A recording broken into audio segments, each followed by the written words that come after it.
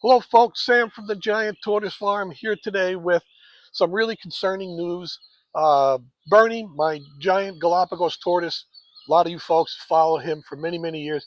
He's the one I raised from a hatchling, from he was small, like 4 inches. Used to walk around the yard with him. He's 40 years old now, and he's got a serious condition. He developed an infection on his leg, and when I rolled him over, I realized it was a fungal infection. And I've dealt with this before, not here on the farm, but with other customers around the world who have had similar infections. And the thing is, I recognize this, in my opinion, it's Chromoblastomycoses, which is kind of a fungal cancer, if you will. And what I did was I got a biopsy and I sent them up to Gainesville, to University of Florida, Gainesville Veterinary College.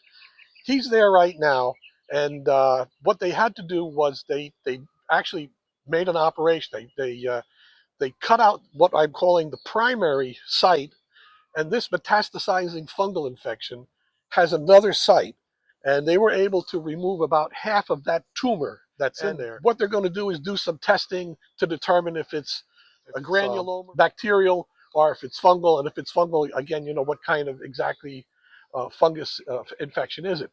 I know it's fungal already, but they can't do anything until they document and go through their protocol to ensure that's really what's wrong. So it's going to be an expensive operation. I'm expecting this to go on for a long period of time. The medications are expensive, and he's already got to go for a second operation. So what I'm hoping to do is to get some support from the folks. I'm setting up a GoFundMe page, and I would appreciate any donations. And my goal with this is not only to cure Bernie, because this is going to be life-threatening, but also to further advancement in understanding of chromoblastомycosis and fungal infections in tortoises in general. This is something I've dealt with before. As I mentioned, I dealt with other customers, and I think it's an area that needs to be explored and understood better. And that is done through the actual DNA sequencing and testing of these fungal properties, and what antifungals work best in dealing with those. We've had some battles we've won, we've had some battles we've lost. So I really want to come up with a comprehensive understanding of what this disease process is. I'm also working with the University of Colorado, who happens to be doing a study on DNA in bacteria and fungal.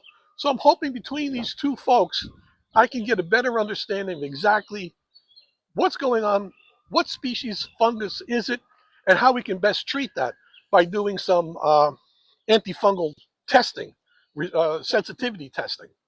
So that's really it, folks.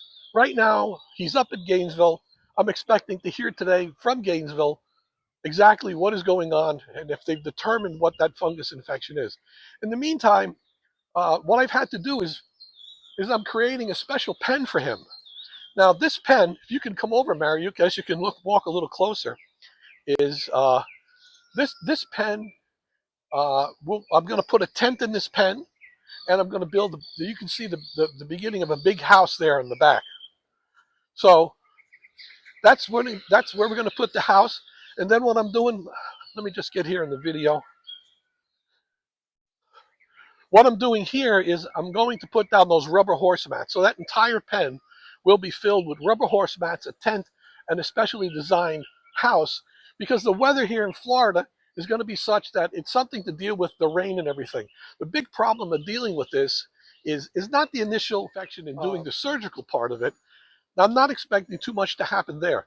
The problem and the difficulty in treating that infection, because this becomes a big open wound. When they cut that massive amount of tissue out, there's no skin to close. You just can't close that type of wound. That wound has to be healed from the inside out. That's going to take a long time.